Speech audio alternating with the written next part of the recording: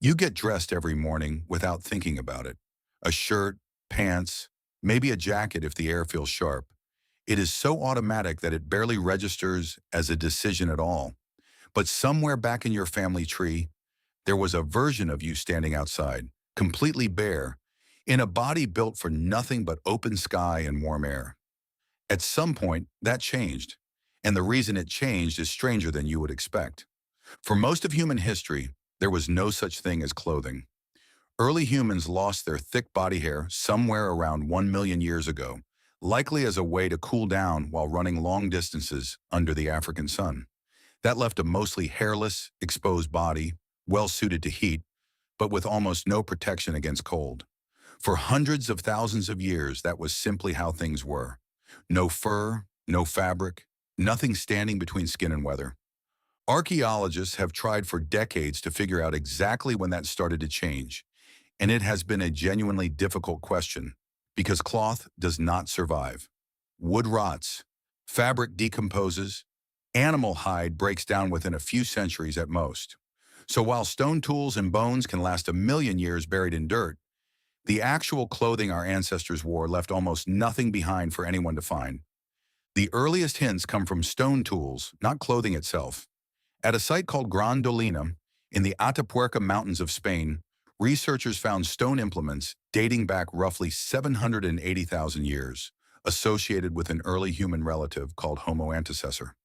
Some of these tools show wear patterns consistent with scraping animal hides, the exact kind of work you would do to prepare a skin for wearing. It is not proof of clothing, but it is a strong hint that hide preparation was already part of daily life, hundreds of thousands of years before anything we would recognize as modern humans existed. A clearer picture comes from Schoningen in Germany, where researchers led by Ivo Verheyen at the University of Tübingen examined ancient bear bones dating back around 300,000 years. The bones carry precise, deliberate cut marks in exactly the pattern you would expect from someone carefully skinning an animal to preserve the hide intact, rather than butchering it for meat. These bones are linked to Homo heidelbergensis, a species that lived in cold parts of Europe long before Homo sapiens arrived. If they were pulling bear skins off with that much care, the most likely reason was to wear them. Neanderthals give us an even stronger clue.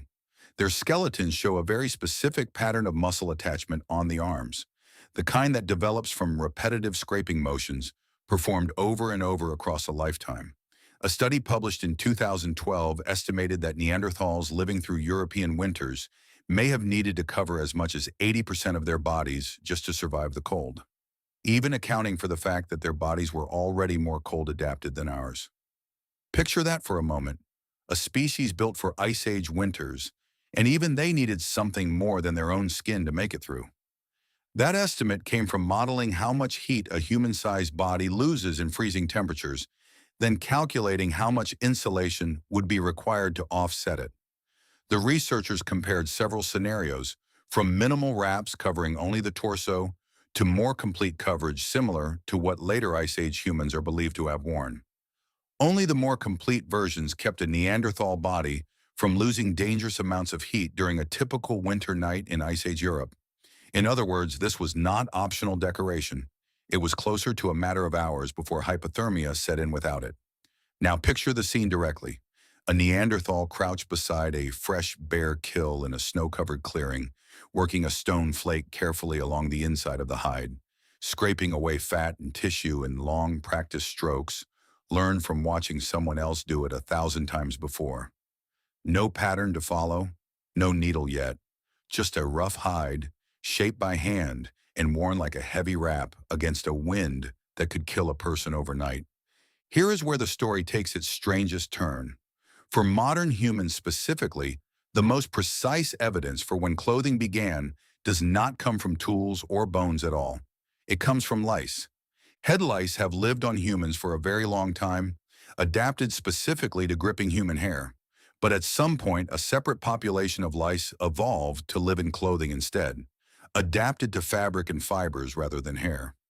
Because these two types of lice are genetically distinct, and because clothing lice could only have evolved once clothing actually existed for them to live in, researchers realized they could use the genetic split between the two lice populations like a clock.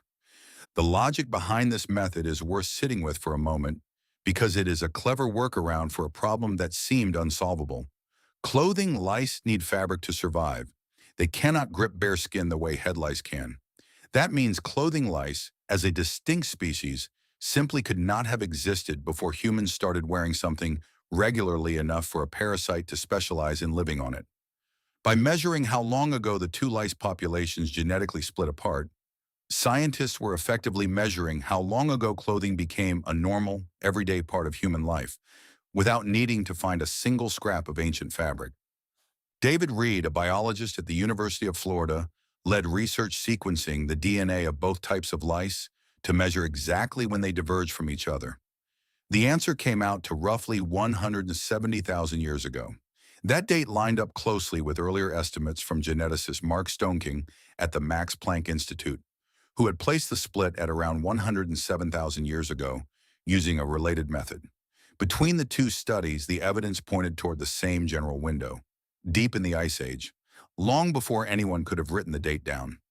Two separate research teams, using two different calculation methods decades apart, arriving at roughly the same window in deep prehistory, is about as close to scientific agreement as this kind of question ever gets.